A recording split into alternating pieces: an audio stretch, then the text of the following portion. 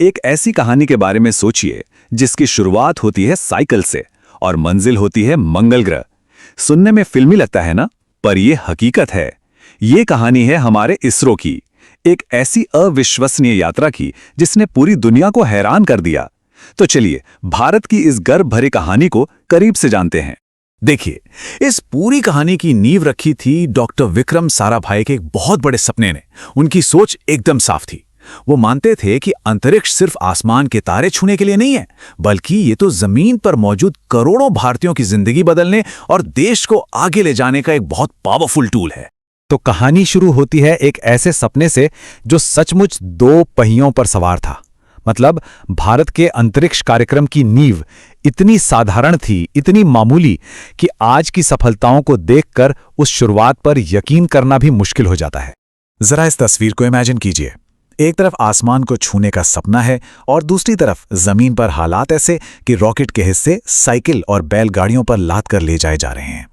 ये तस्वीर सिर्फ एक शुरुआत नहीं थी, ये भारत के फौलादी इरादों की कहानी कहती है।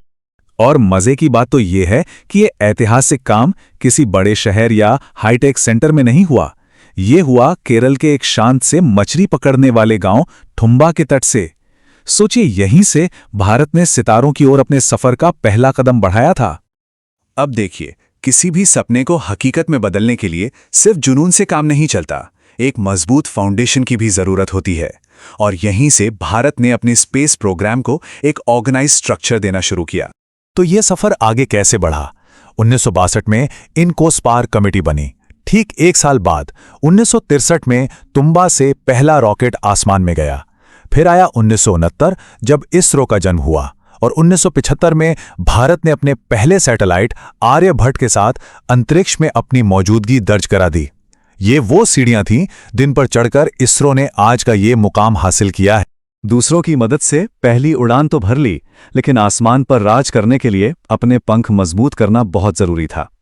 अब वक्त था भारत के लिए आत्मनिर्भर बनने का, अपना रास्ता खुद बनाने का।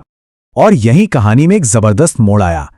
जब दुनिया के बड़े देशों ने भारत को भारी रॉकेट के लिए जरूरी क्रायोजेनिक इंजन टेक्नोलॉजी देने से मना कर दिया, तो भारत न रुका न झुका, बल्कि इन मुश्किलों ने हमारे वैज्ञानिकों के इरादों को और भी मजबूत कर दिया, और उन्होंने दिन रात एक करके अपनी खुद की टेक्नोलॉजी बना डाली। और ये जो आप देख रहे हैं, ये उसी आत्मनिर्भरता का जीता जागता सबूत है, भारत का GSLV रॉकेट। ये हमारी वो ताकत है जो सबसे भारी सैटेलाइट्स को भी अंतरिक्ष तक ले जा सकती है, और इसका दिल यानी इसका इंजन वो पूरी तरह से भारतीय है। आप कह सकते हैं कि इसरो के पास दो हीरो रॉकेट्स हैं। एक है PSLV, हमारा भरोसेमंद वर्कहॉर्स, जिसने चंद्रयान 1 और मंगलयान जैसे ऐतिहासिक मिशनों को पूरा किया, और दूसरा है GSLV, जो ज्यादा वजन उठाने वाला बाहुबली है। चंद्रयान 2 जैसे बड़े मिशन इसी के दम पर लॉन्च हुए। इन दोनों ने मिलकर भारत को हर तरह के मिशन के लिए तैयार कर दिया। अब कहानी उस दौर में पहुंचती है जहां इसरो ने दुनिया को सच में दिखा दिया कि भारत क्या कर सकता है। ये वो मिशन थे जिन्होंने हमें चांद और मंगल तक पहुंचाया और दुनिया की नजरों में भारत को एक बड़ी स्पेस पावर बना दिया। साल था 2008। चंद्रयान 1 के साथ भारत ने चांद पर दस्तक दी। लेकिन यह सिर्फ वहां पहुंचने की बात नहीं थी। इस मिशन ने चांद की सतह पर पानी के सबूत खोजकर पूरी दुनिया के वैज्ञानिकों को चौंका दिया। इस एक खोज ने भारत को स्पेस रिसर्च के मैप पर एक नई पहचान दी। चांद के बाद इसरो ने एक और भी बड़ी छलांग लगाई। अगला टारगेट मंगल ग्रह, मार्स ऑर्बिटर मिशन, जिसे हम सब प्यार से मंगलयान कहते हैं, भारत का पहला इंटरप्लैनेटरी मिशन था। और इस मिशन ने तो कमाल ही कर दिया। भारत मंगल ग्रह तक पहुंचने वाला एशिया का पहला देश बन गया। लेकिन रुकिए, पिक्चर अभी बाकी है। जो काम दुनिया की बड़ी बड़ी स्पेस एजेंसियां पहली बार में नहीं कर पाईं, वो इसरो ने कर दिखाया। जी हां, भारत दुनिया का पहला और आज तक एकमात्र देश है जिसने अपनी पहली कोशिश में मंगल मिशन में कामयाबी हासिल की। तो अब सवाल ये उठता है कि इसरो ने ये सब किया कैसे? इतने बड़े बड़े मिशन, वो भी इतने कम बजट में।